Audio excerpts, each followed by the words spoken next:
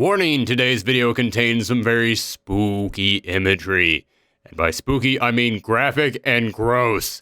I made sure to leave out some of the more extreme panels from the series that we're talking about today. However, if you do find images of graphic violence or gore to be disturbing, then I would advise that you skip this video. But if you still want to watch it, well, I warned you.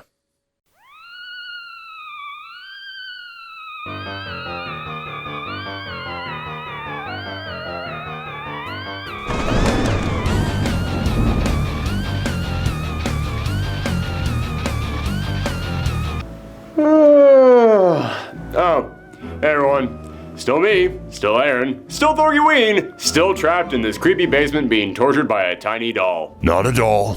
Action figure, whatever. Point is, I'm still trapped in this undisclosed location until I figure out what the true meaning of Halloween is. Which apparently, for some odd reason, involves sticking my hand into a box of needles, escaping a bear trap, and oddly enough, building a very tasteful deck for an above-ground pool. Actually, that last one was just for me.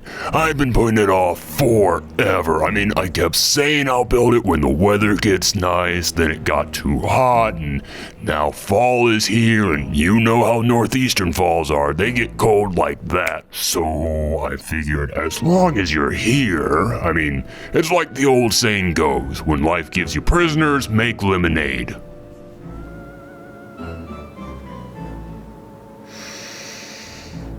You know, the sad thing is, this isn't even the worst unpaid internship I've ever had. In that case, I'd better step it up. I'll have to be much crueler if you're going to learn the true meaning of Halloween. Not the lesson to take away from that joke. Speaking of lessons, here's yours for today. Aaron Bishop, after so many years of celebrating Halloween, you have become numb to the season. It no longer means anything to you because, quite frankly, you have seen too much. Are you talking about my browser history? What? No. I'm talking about your love of horror films and how after so many years you... Wait, why would I be talking about your browser history? What have you been looking up? Nothing. Get back to the stuff about horror films. You got problems, man. Problems I don't think any amount of torture can fix. Anywho, as I was saying, Halloween is a time for thrills and chills. So you have spent every October watching horror movies, playing scary games, reading terrifying books. But after years of subjecting yourself to constant stimulation, you are now numb. Nothing scares you anymore. It all lacks that special spice. So now, to celebrate Halloween, you are going to do a review, just like you used to. But not for a movie, not for a show or a game, no. But for a book. A book that will reignite your fears. That will reawaken nightmares deep inside of you that you've tried to bury. A book that will take you for a spin. What? Oh no. No, not happening. I've tried reading that thing like 5 times and I chicken out every single time. I'm not doing it. Very well. If you feel like admitting defeat, like you can't see anymore, then simply take the ice cream scoop off that table in front of you and pluck your eyes out.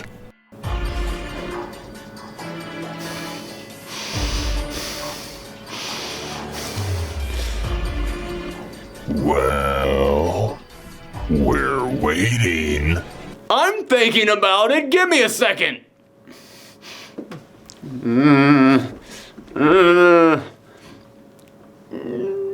Oh, fine, I can't do it. Here it is, because you asked for it. Our review of the manga classic, Junji Ito's Uzumaki. Yeah, you heard the non-doll thing. I'll go ahead and admit it. While I do watch a ton of Western horror films and read several Western horror books, I tend to steer clear of Japanese, Korean, and other Eastern Asian horror. Don't get me wrong, I do check them out from time to time, and I have found several examples that I absolutely love, such as Train to Busan. But overall, I try to avoid Eastern Asian horror because honestly, it does tend to fill me with a dread that I don't get from Western horror. I think what it comes down to is that in most Western horror, you at least have that feeling like there's some kind of hope, like the heroes can win. But in a lot of East Asian horror, it doesn't just feel like you're going to die. It feels like you're going to die and your soul is going to be consumed by an unseen evil for eternity. And if you somehow manage to survive, you'll end up suffering a fate that's even worse than death. And a lot of that comes down to the imagination behind the premises. Eastern Asian horror tends to be way more creative with how it tries to mess with you. In Western horror, a killer might chase you with a knife, or lock you in their basement and torture you because they're a big smelly jerk who has no friends. Hey! I wasn't naming anyone in particular, it was purely a hypothetical. But in East Asian horror, a monster won't just chase you, your internal organs will turn into snakes, and you'll be forced to watch as they come out of your mouth and devour your loved ones alive. And you know something? That unique level of psychological torment and body horror brought to you by an unexplained, supernatural, omnipotent power that you can never hope to survive against? Yeah, that gets me. There are a lot of themes in horror movies that will scare me, but in that, hey, it's just a movie, this is fun, kind of scare. But the kind of themes that I see specialized in East Asian horror don't scare me in the fun way, but in the legitimately freaked out way. Which brings me to Junji Ito, the man who many consider to be the most iconic creator when it comes to horror manga, and Uzumaki is typically thought of as his breakout success, the series that made the world pay attention to him and instantly feel sick to their stomachs. As I said, I've tried to read this thing 5 times, and each time I stopped after just a few chapters. But it's Thorgiween, a celebration of horror all month long, and they just recently announced that Uzumaki would finally be receiving its first anime adaptation next year. So what better time than now to finally face my fear and dive in? No, seriously, is there a better time? Because I can totally wait. I can move some stuff around if it's more convenient for you guys. There's always the ice cream scoop. Fine! So the story of Uzumaki follows Kirie Goshima, a high school girl living in Kurouzu-cho, a small town on the coast. One day she notices the father of her fellow classmate Shuichi Saito just staring at a small spiral forming on the wall. He's completely intoxicated by it, incapable of noticing anything else but the spiral. And she asks Shuichi what this is all about, and he says it's something his father has become obsessed with. He's looking for spirals in anything. He can't even work anymore because he just wants to stay at home and look at or buy things that have spirals on them. This all reaches a peak when he orders a giant round wooden washtub to be delivered to his home, and when his wife and son return, they find him dead, curled up inside the tub, wrapped around himself until he forms a spiral with his own body, simultaneously breaking all his bones in the process. What the hell are you showing? What? I'm not going to show that scene, it's gross. And I might be scared of this book, but I'm way more afraid of YouTube demonetizing my videos. Fine. Things get worse for Shuichi as they cremate his father and his ashes rise into the air, forming a spiral in the clouds that morph into his face. The sight of this drives Shuichi's mother insane. She can't stop thinking about spirals, and she tries to free herself of them. She's taken to the hospital as they become concerned for her health, but she's getting worse. She shaves her head so her hair can't form spirals. She cuts off her own fingertips because her fingerprints resemble spirals. This all leads up to her realizing that there's a spiral inside the human ear canal. She attempts to cut it out, resulting in losing her hearing and her sense of balance, causing her to be consumed by constant internal spirals until she goes mad and dies. Now, I'll be honest with you guys. As I said, I've tried reading this thing several times, and these first 2 chapters always left me feeling so disturbed, so uneasy, to the point that I almost felt sick, and I never made it past this point. So from here on out, everything was brand new to me, and I was immediately surprised to see the structure of this story was not what I was expecting. I'd always heard this was a story about this town being consumed by a spiral curse, but I thought it would be a continuous story. Instead, it's almost like a villain of the week television series. Every single chapter doesn't continue into the next one. Instead, it's more of Kirie and Shuichi going around Kurouzu investigating one case of spiral after another. Because of this, the rest of the series is a bit uneven. These first 2 chapters set me up for a dive into madness, but what I got from the rest of the series was more of like binge watching The X-Files. Some episodes are great, they stick with you, while others will quickly be forgotten and you'll wonder if Junji Ito just really had to meet a deadline. Yeah, that's about as good of a lead into my next point as I'm going to get. This town is cursed by spirals, and I thought that meant that we were going to start seeing bizarre swirls appear everywhere. Maybe strange portal-like openings tearing into our reality, a gateway to another world, or a contortion of flesh to create something inhuman. And yes, we do get stuff like that every now and again, but the majority of the story is themed around various real-world items that happen to have spiral-like designs now taking on evil supernatural properties, and honestly, I thought this was a problem. Why is it a problem? Quick question for all of you out there. How many real-world items can you name that you can run into on a daily basis that have a spiral design? I'm gonna actually save you some time on this one. There's not a lot! From this point on, with every chapter, Junji Ito had to think of something to be the focus of the story, and on the one hand, I want to applaud him for how many things he was actually able to think of. It's a tribute to his creativity. But it can't be ignored. There are some chapters where when you see the topic at hand, you want to turn to him and say, really? Okay, we've got a snail's shell. Makes sense. We've got a spring. Close enough. Then we've got a light from a lighthouse. What? That's not a spiral, that's just a beam of light. Oh, because the light itself, the lens, it's got a spiral design on. Okay, I mean, you're stretching a bit, but I see what you're doing there. And oh, now we're doing mosquitoes. Because it's physically possible for a mosquito to fly around in a spiral-like pattern? I think I found the point in the book where he ran out of ideas. However, that's not to say what he did with these subjects wasn't impressive. Junji Ito's subject matter might be limited, but his imagination was not. The various ways that he thought of interpreting the spiral curse shows just how ingenious and innovative he can be in various forms of horror, and thanks to his immensely detailed artwork, he's able to sell ideas that any other artist might have just left feeling silly. For example, one of the early chapters has to do with a girl at school who has a scar on her face. The scar slowly begins to grow and twist into a spiral formation until eventually it turns into a black hole in the center of her head. Now, you might hear that and think, oh, that doesn't sound scary. Supernatural and science fiction-y, but not scary. That is until you see her own face concaving into itself, into an endless circle leading to nothing, with her own body parts sinking into the void, her eye coming loose and just dripping down into the ever-growing hole. Yeah, it's hard to see something like that and not be disturbed. But he keeps going with it, as she chases after our heroes with the hole growing larger, consuming her own body until it just fades away into nothing, not a trace of her remaining. This is what really great horror does. It gives you a visual, something you can see that will unnerve and disturb you. But then it ends with something haunting, something your mind can't answer. Yes, she vanished into nothing, but she was still alive even without a head. She was still moving as if her brain was controlling the rest of her body, so it's not like she died. So what happened to her? Where is she? We'll never know, and it's questions like that help a story stick with you long after you're done reading it. And yes, that description of what happened to her was rather graphic, which is a continuous theme in Uzumaki, as there are indeed a lot of gut-wrenching stories in here. And normally, I don't have a problem with body horror. I don't like it, but it doesn't unsettle me the way that it does other people. But some of these stories left me feeling physically ill. The snail story? I won't lie, I stopped reading this book for 2 weeks after I got through that because every time that I thought about it, I felt like I was going to be sick. No, I will not go into details, no further questions, this interview is over. But I want to make it clear, the magic of Uzumaki and Junji Ito in general is that yes, he might create really graphic and disgusting stories, but that's not the appeal of them.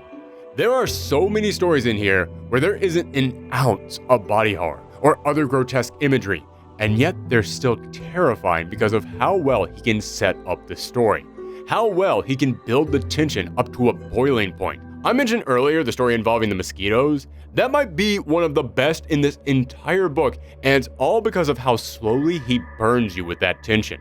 The chapter all revolves around Kyrie in a hospital as she sees many patients being admitted covered in mosquito bites. But this all takes a turn when Kyrie's pregnant cousin, who is also feeling rather weak, is admitted to the hospital. And she's not the only pregnant woman recently admitted. Several others have come in over the past few days, all about to give birth within the next few weeks, and all of whom are constantly being bitten by mosquitoes. Now, I won't go into any further details, but you all know something is going to happen to those pregnant women. but you don't know what.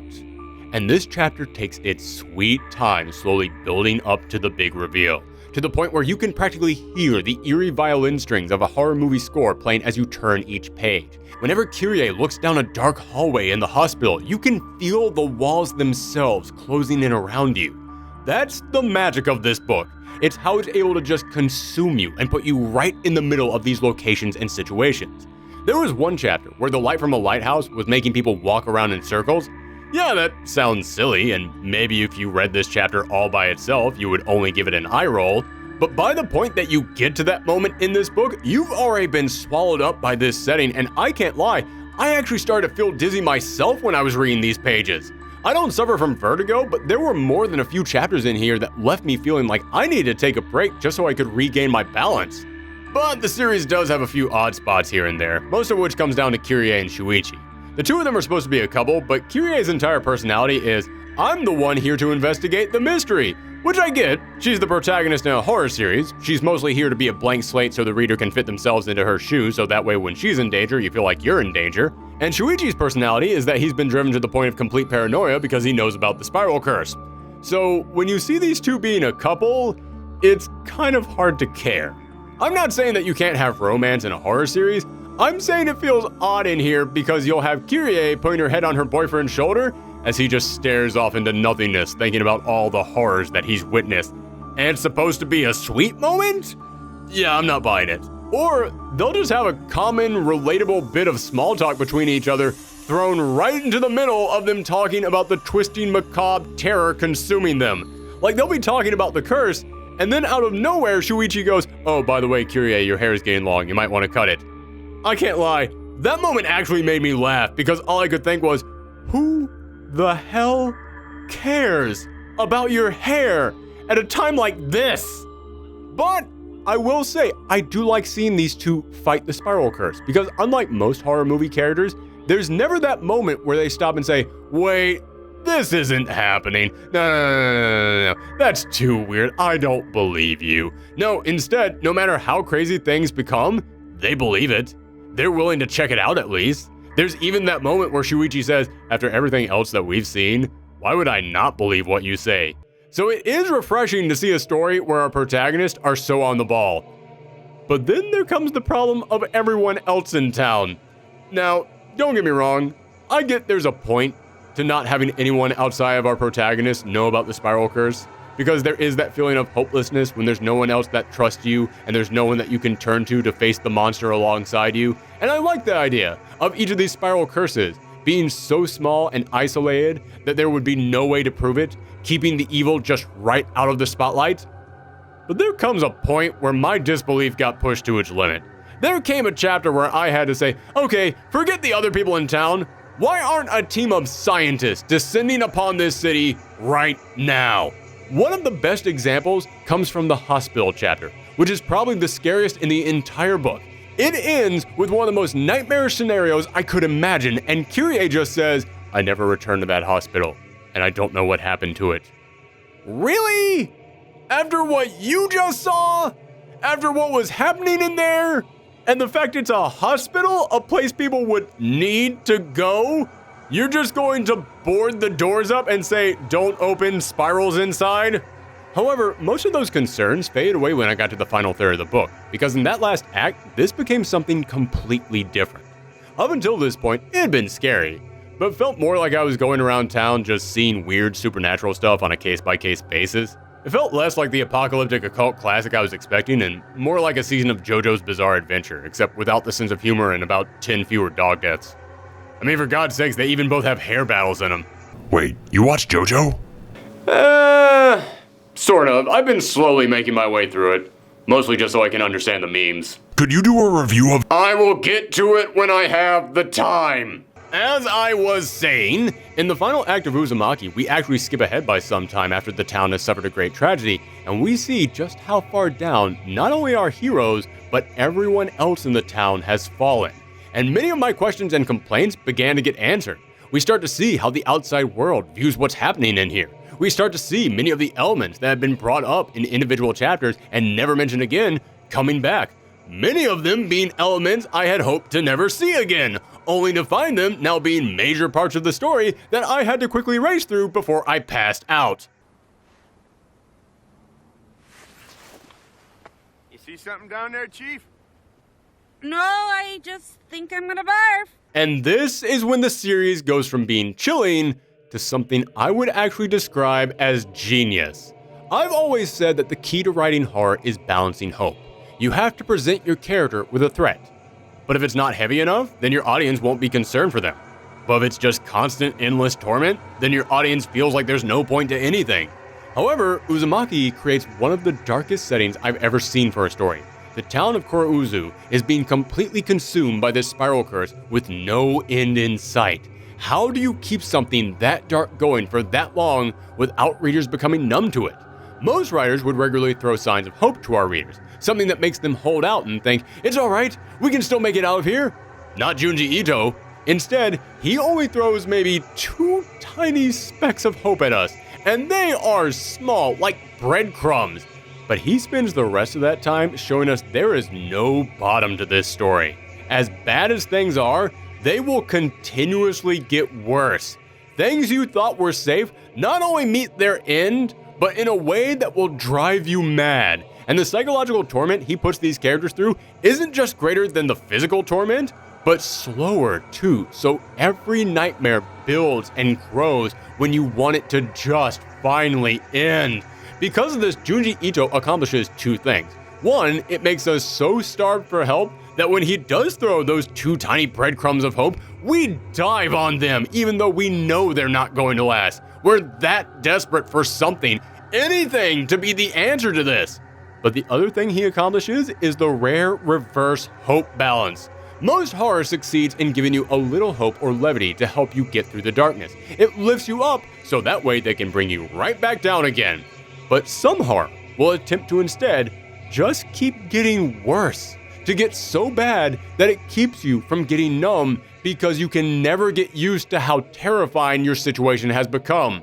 As I said, it's rare for this to succeed because more times than not your audience will just get numb to it, but Uzumaki does this in one of the most masterful ways I've ever seen. I hated reading the last third of this book because of how much it just tortured me and these characters with every page. But for some reason, I had to keep reading.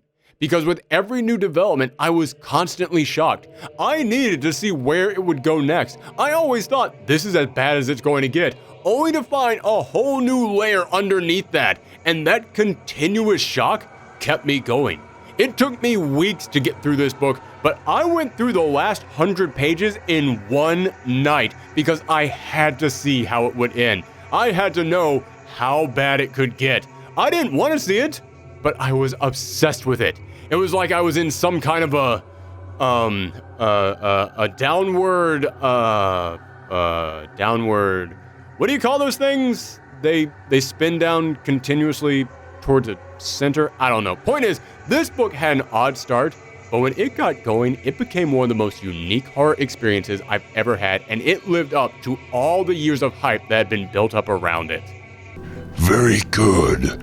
You have finally embraced the fear you had spent so many years running from. And what did you learn from it? Okay, fine. I guess I did learn something today. I learned that even if I do start to get numb to all the different horror movies I watch every single year, that doesn't mean that I'm going to get numb to horror. Horror is a wide genre, and there's so much creativity that gets put into it. And as long as that remains true, there will always be something new out there. There will always be something that will really stimulate me, that will make me love horror the way that I did when I was a kid. It will freak me out in a way that I've never experienced before, and that really is kind of the magic of horror, just how much imagination that gets put into it. And I can find that imagination as long as I'm not afraid to explore. Excellent. You are progressing quite well. I also learned that I can't find all of this great horror by staying in this crappy dungeon. So in order to complete my education, I have to leave. Right? Wrong. Worth a shot. Well, I guess that means that we'll be back for whatever he has planned next. So if you want to see that, then make sure that you click that subscribe button and ring that bell, because I'll probably be here, all month long? At least. Great. Bye, everyone, and happy Halloween.